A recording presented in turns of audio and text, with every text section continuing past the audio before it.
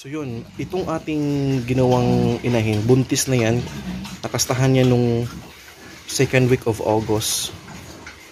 So mga 1 month mahigit na tong buntis mga kabagis. Pansin niyo hindi masyadong kita sa kanyang tiyan, pero buntis na yan.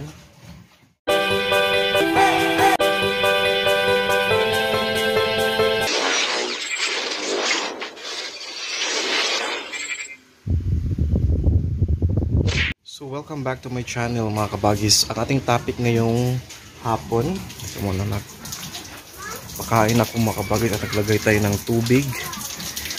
Ayan sila. So yung topic natin ngayong hapon is about the itong ating buntis na inahin. May mga nagtanong kasi paano natin ginawa ang proseso nito. So gusto ko lang i-explain sa inyo. But before that, make sure to subscribe mga kabagis kung hindi pa kayo nag-subscribe sa ating channel. And also, i-click mo yung notification bell para updated tayo mga kabagis sa mga videos na kagaya nito kapag may mga bagong upload tayo. Alright? So yun, itong ating ginawang inahin, buntis na yan, nakastahan niya nung second week of August. So mga 1 month mahigit na tong buntis mga kabagis. Pansin niyo hindi masyadong kita sa kanyang tiyan, pero buntis na yan, no?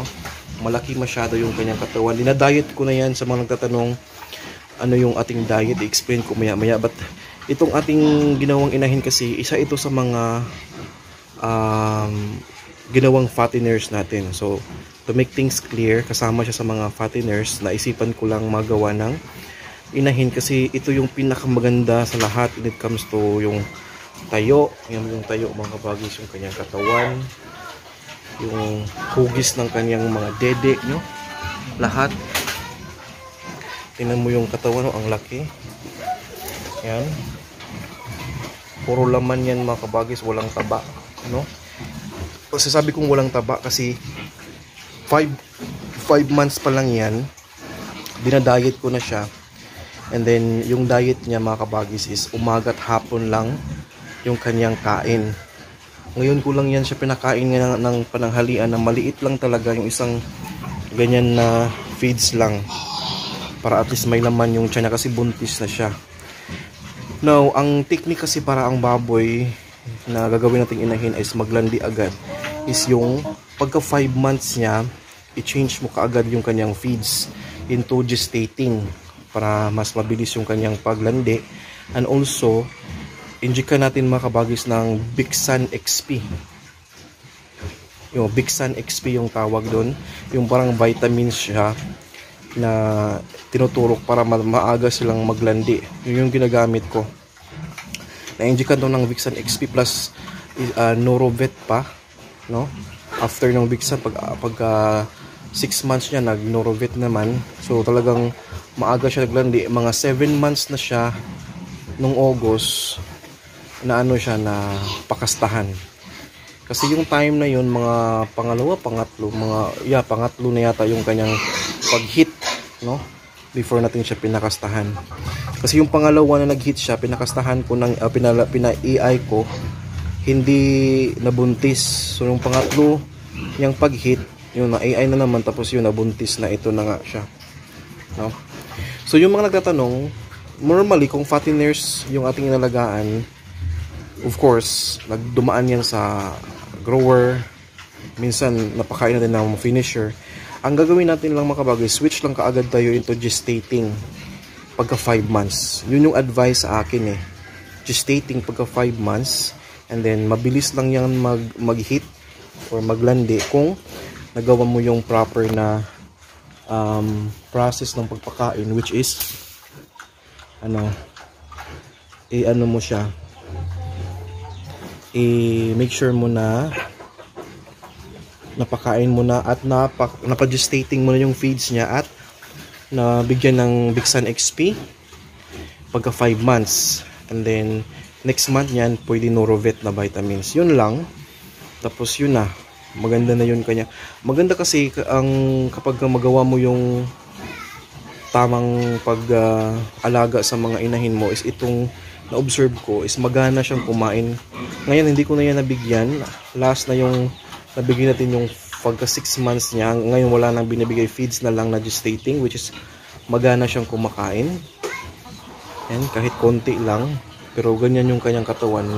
Imagine niyo mga kabagis, dinadiet na natin yan. How much more kung walang ano yan, control. Talagang lalaki yan. Pero sabi nila mas marami yung resulta na biik ibigay ng mga inahin kapag kontrolado yung pagpakain nila habang buntis. So buntis na siya, so kontrolado na yan, gestating.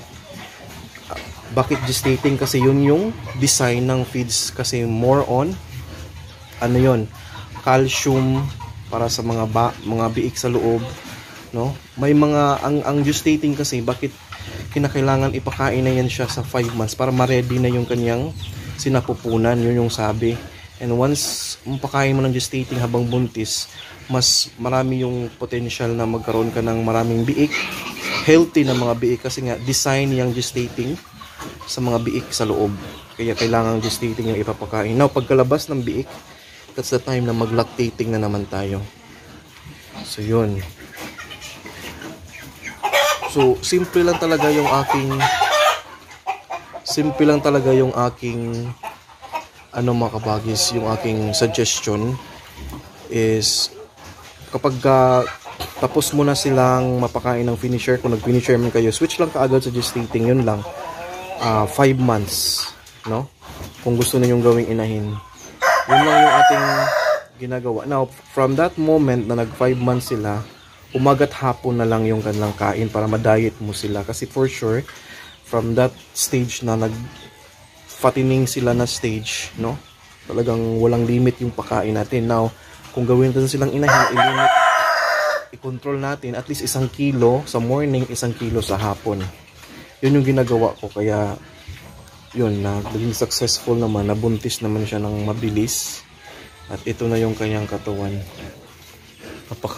Tingnan mo kabagis, napaka haba. Malaking katawan talaga. Malaking baboy. Nung nakita nga to ng technician, sabi, ang laki, parang kalabaw. Mahaba yung katawan niya, matangkad. So yun lang yung ko sa pag switch ng pagkain, yung dami ng pagkain, at yung mga binibigay natin na vitamins habang piniprepare natin siya na mabuntis. So yun lang.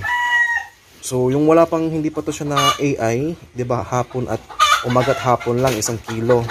Ngayon na confirm ko na nabuntis na, 1 kilo sa umaga, 1 kilo sa hapon, pero may snack siya sa tanghali na ganang isang ganyan lang. Lagay ko sa kanyang kainan.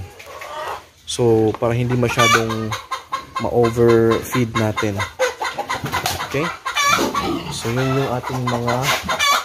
yung ating update sa ating ginawang inahin mga kabagis. So mga nagtatanong dyan, so I hope mag-comment kayo kung may mga question pa kayo regarding dyan. Again, first time ko mag-alaga ng inahin kabagis, so this is a trial and error for me, but I'm also giving you heads up and suggestion. So,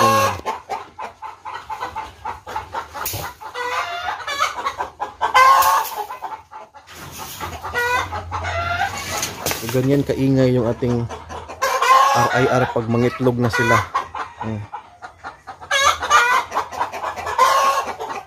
Nangitlog na yan. Ingay. So dito naman tayo, tapos na silang kumain. Busog na. Itong ating mga alaga kabagis, update natin, no? 3 months and 3 weeks na to this Sunday. Ito na yung mga katawan nila. Yung pinakamakapal na katawan, no? Yan siya. Isa. Ito. So talagang sinop yung pagkain mga kabagis. So ngayon na malaki na sila masyado, once naglagay ako ng dry feeds dyan, after malagay, nilalagyan ko ng tubig. Hindi inahalo sa tubig, pero ipa-follow up ko yung tubig para mas mabilis nilang maubos. Yan, naubos na. No? Alright, so yun lang siguro mga kabagis. Thank you so much. Magbigyan ko kayo ng konting glance sa ating mga manok. Yan. Mga RIR. Ang maganda sa RIR na yan mga kabagis, everyday binibigyan na ako ng 15 to 16, ganyan yung mga itlog nila everyday. Ibig sabihin mga 16, 15 pa lang yun ang itlog dyan, pero 20 plus yan sila sa loob. Yan. Alright, thank you so much.